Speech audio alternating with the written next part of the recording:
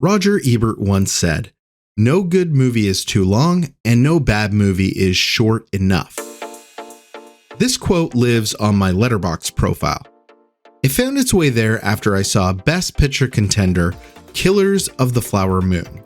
There was some discourse in our community about the movie being too long. And while I don't necessarily agree that a long movie can't be amazing, I will admit that I felt that runtime from Scorsese's last outing. Friends of mine who aren't a part of the film community have started making comments that movies need to go back to a tight 90 minutes. Or I hear family members say, movies are getting longer and longer. And if I'm being honest, I have even on occasion paused a movie while watching at home to check the time mark on how much time is left. In today's fast-paced world of connectivity, TikTok, YouTube, and social media grabbing for our attention every moment of the day, have we lost our patience with a movie that demands more of our attention? Why does it feel different to binge watch Game of Thrones over 70 hours of premium television than it does to sit down for over 2 to watch Best Picture winner The Shape of Water? And with the amount of options at offer, are movies just getting too darn long?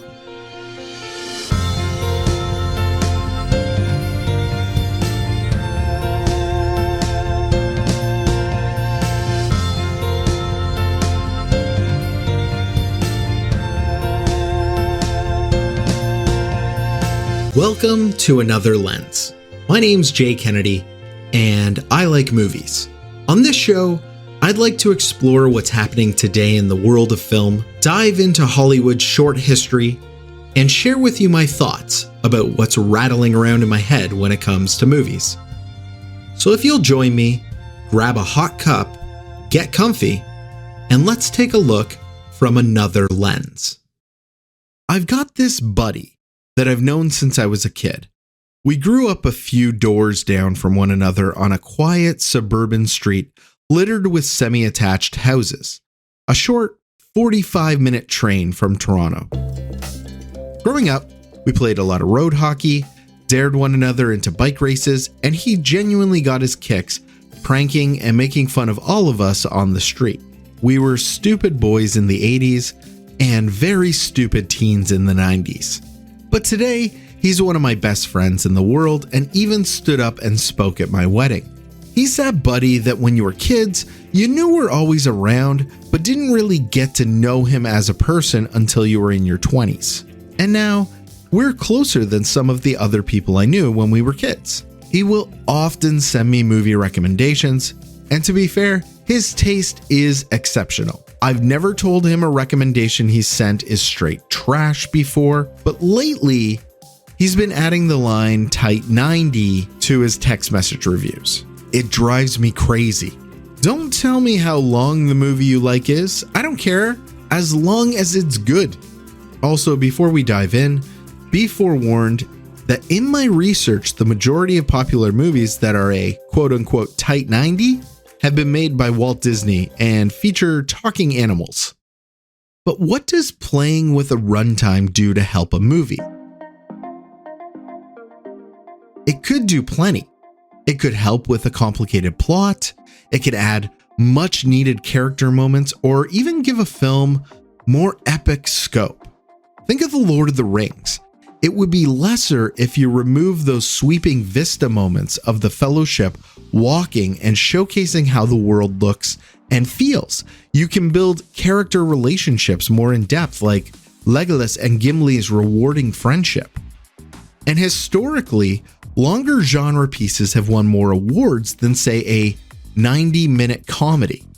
But pulling scenes that don't work from a film's vision are equally detrimental to a movie's overall story. Plucking and editing help pace your film so that your audience doesn't get restless. Last year, 2 movies did make me sit down and consider the idea of the length of a film. The first was Killers of the Flower Moon, a movie that I think is very well made, is an excellent story with interesting characters.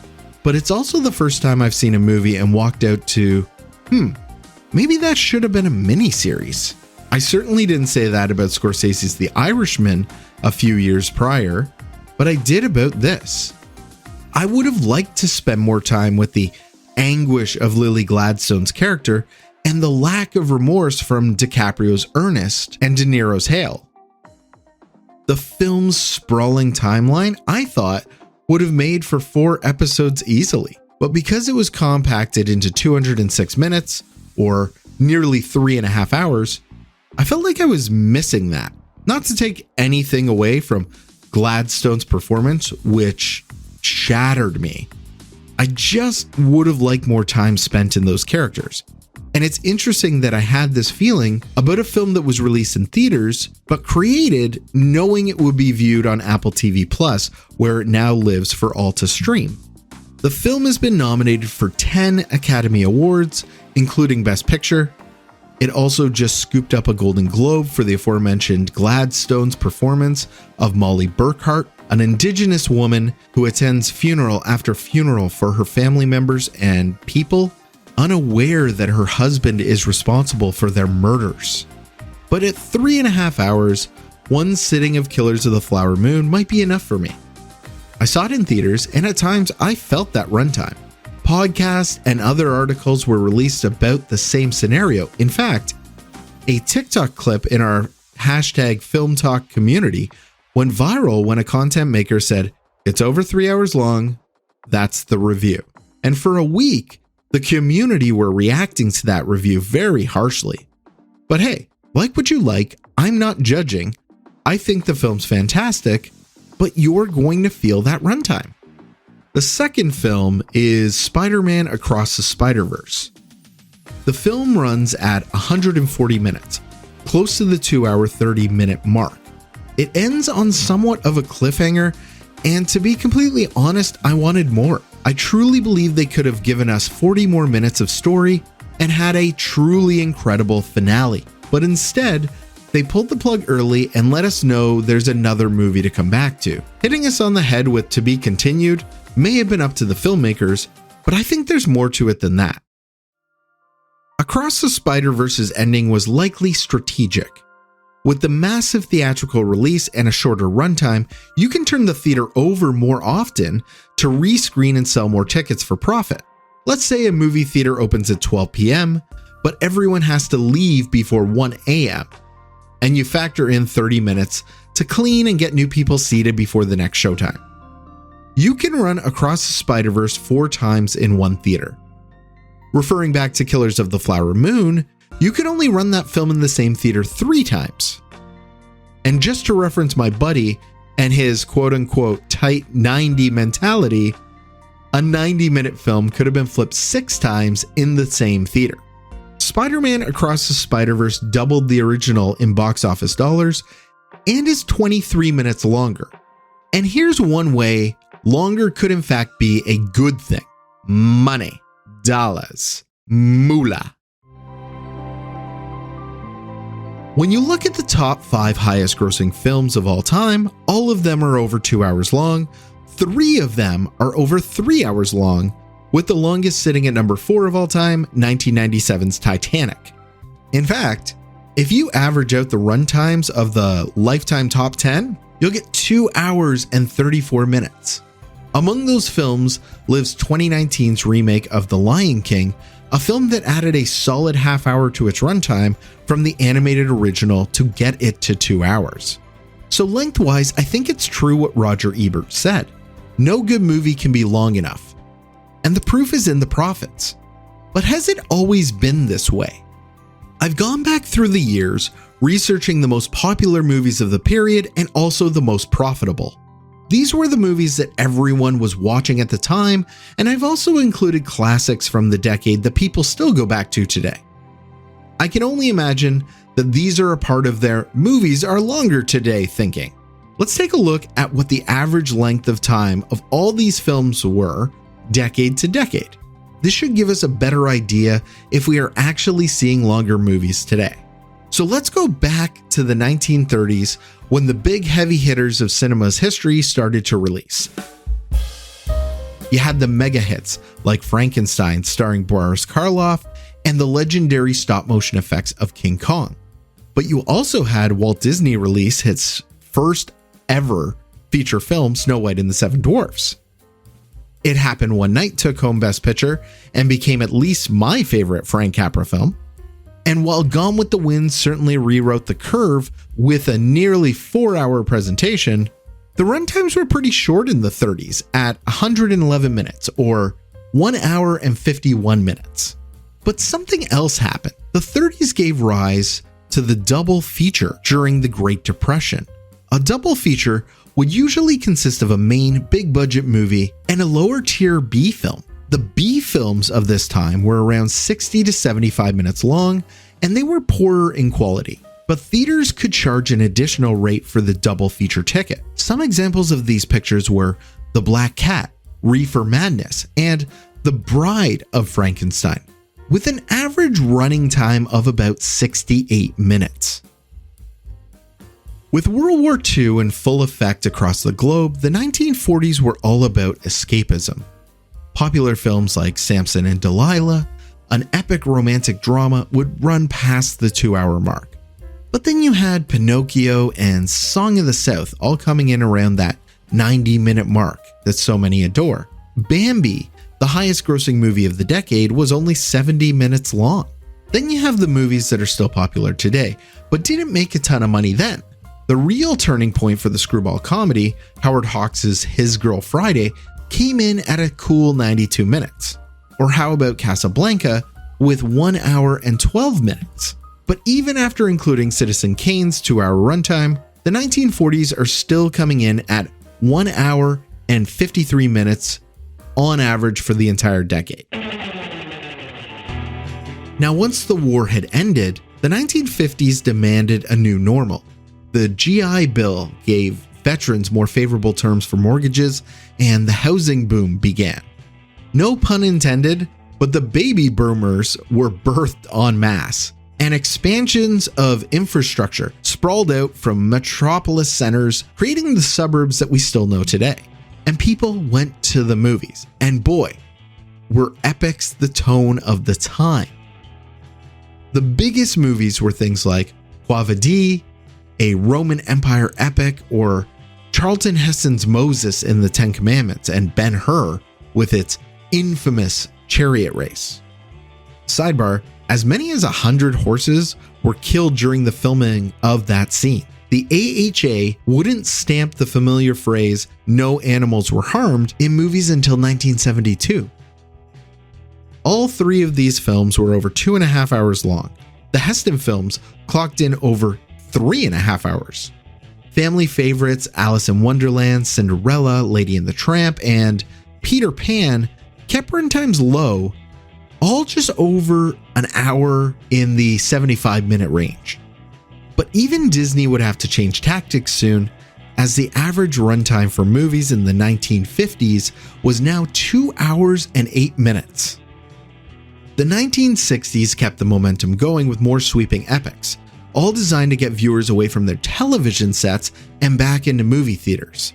The Sound of Music, Lawrence of Arabia, Spartacus, and Kubrick's 2001: A Space Odyssey averaged 3 hours and 7 minutes long. The dying Western genre found new unforgettable classics with The Good, the Bad, and the Ugly and Butch Cassidy and the Sundance Kid.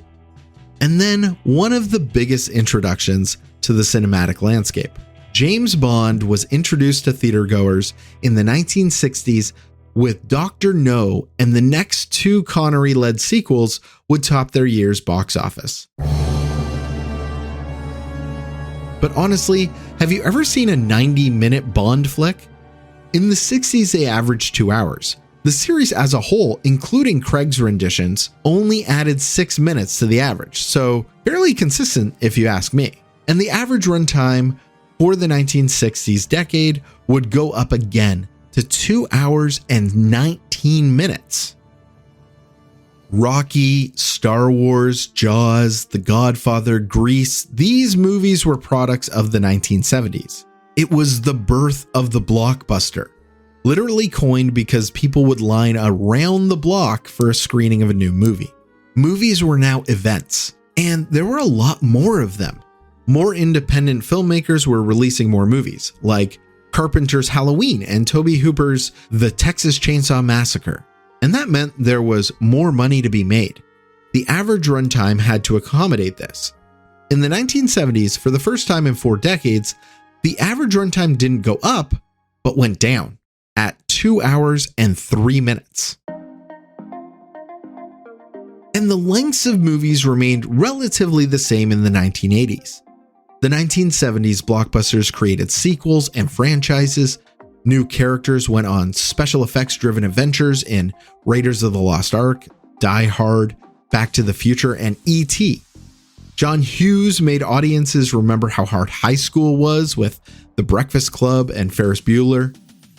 Tom Cruise solidified himself as a movie star with Risky Business, Rain Man, and Top Gun. And the world was given a new big-budget superhero movie with Tim Burton's Batman.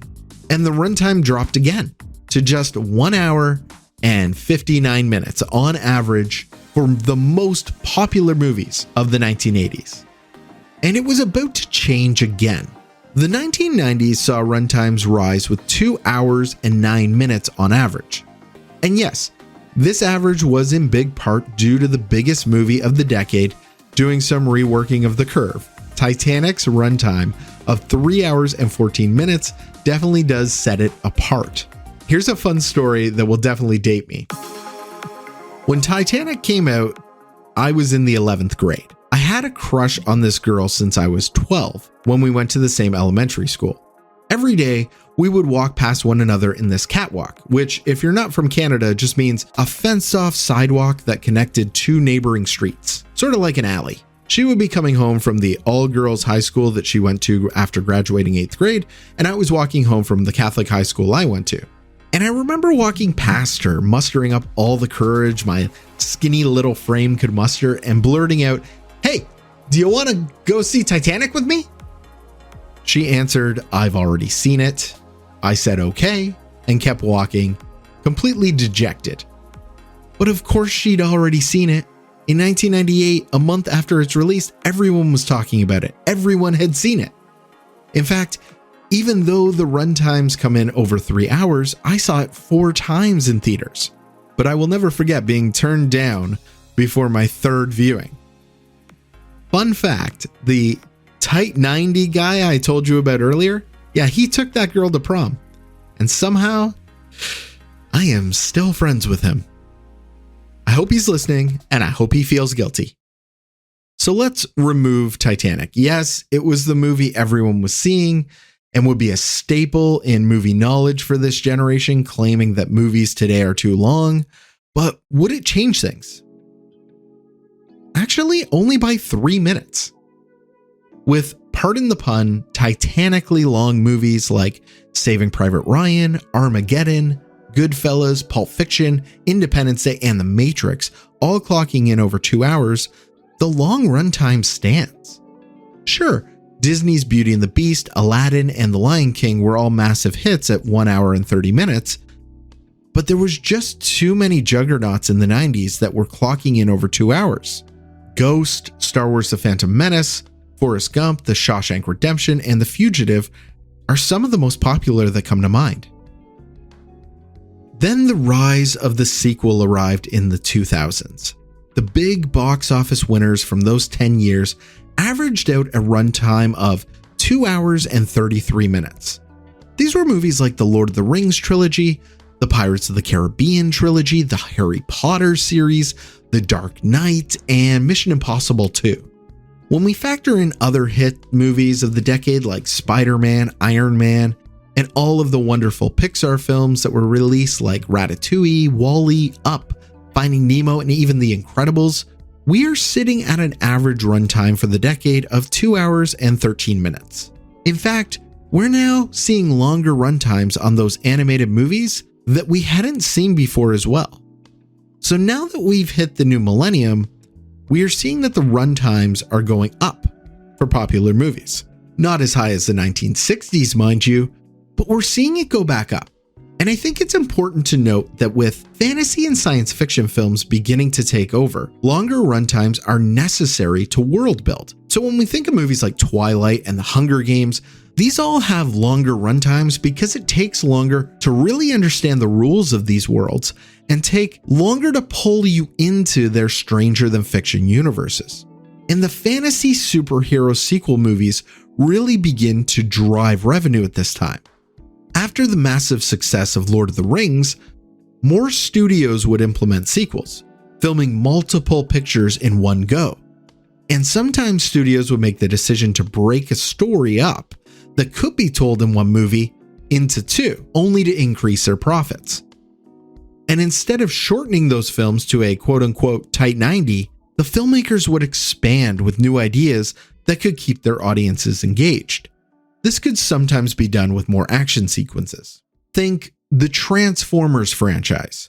Those stories could all be told a lot quicker, but extending the action scenes put them well into the 2+ hour runtimes, and that's what the fans of that franchise are looking for. So we've reached the 2010s, the time of severe upheaval in the movie-going world. We have streaming services competing for your attention and your dollars. We have superhero movies aplenty, and I'll admit it, I didn't see it coming, but we have an increase in average length of popular movies again, 2 hours and 10 minutes. And to be honest, I tried to skew this with more popular movies that live outside the Marvel Cinematic Universe. I added thrillers Knives Out and Parasite, both over 2 hours. I added Toy Story 3, Coco, and Inside Out, all clocking in over the usual 90-minute animated film. And while nothing else hit the 3-hour mark like Avengers Endgame, the consistency of movies over 2 hours were enough to continue this upward trend. And so we come to today, or the last 3 years of the 2020s. Most notably, the Best Picture contender Oppenheimer, being the favorite to take home Oscar and one of the most popular films of the last year, sits at 3 hours and 1 minute. And even though it's early in this new decade and we don't have all the information, we're sitting at an average runtime of 2 hours and 18 minutes. That is 1 minute shy of the record-holding 1960s. Films in the 1960s often contain themes about social and political change, addressing issues like civil rights and the counterculture movement. Today, movies do the same, addressing contemporary issues, including diversity, equality, and environmental concerns. I touched a little bit on this in the woke episode, and with more emphasis on these themes, sometimes a longer runtime can help hammer home your points. You have more time for an audience to identify themselves in characters that they may not normally see themselves in. And sometimes they are so good that you don't even feel that runtime. 2022's RRR from India is one such film that made me cry, laugh, and cheer for every amazing second of its 3+ hour runtime. Independent cinema has grown exponentially, forcing filmgoers to find the more unpopular titles. The 60s also experienced the rapid emergence of independent filmmakers challenging traditional studio norms. This led to the decline of the studio system and the new era of Hollywood. And that's also something we can see mirrored today. A studio like A24 skirts around the boundaries of what a traditional Hollywood studio can do. And we saw that movies did get longer the less that people were interested in the product. The epics of the 1950s and 60s were made to entice people from the new invention of the television, not to mention the addition of color on the big screen that completely blew people away to really get that experience they couldn't find at home. And that meant extending movie runtimes for viewers not looking for those 20-minute sitcoms. Today, with the digital spaces we live in, movies are also not grabbing our attention. So the longer runtimes at least let filmgoers feel like they're getting more bang for their buck. So have movies gotten longer? Yeah, it definitely looks that way. Like everything, movies that people are watching do go in ebbs and flows. When films were on the decline, a radical change was made to drive audiences back, and it actually shortened their lengths. The 70s, 80s, and 90s may have seen shorter runtimes, but they offered up something else: a quantity of movies and filmmakers. When you look at the big popular movies of the last 20 years, sequels run amok. When you go back and see the big popular movies prior to this time, there's a lot of variety. Something the big studios of today aren't offering en masse to the general movie-going public. And I'm not sure if shortening the films really is a solution here. From last year's most popular movies, the only one that qualifies as a tight 90 was the Super Mario Bros. Movie, and that's still made over $1 billion. Oppenheimer is 3 hours and is the number 3 moneymaker of the year. So I come back to that Roger Ebert quote: "No good movie is too long, and no bad movie is short enough." So knowing what we know now, I can only wonder if my friends and family are just spending too much time with bad movies.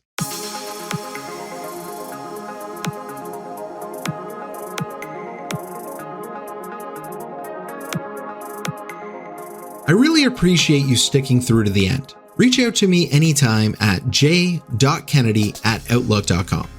New episodes are available weekly, so be sure to subscribe for the next one. I'm Jay Kennedy, and you've been listening to Another Lens. The show will be back soon with another perspective.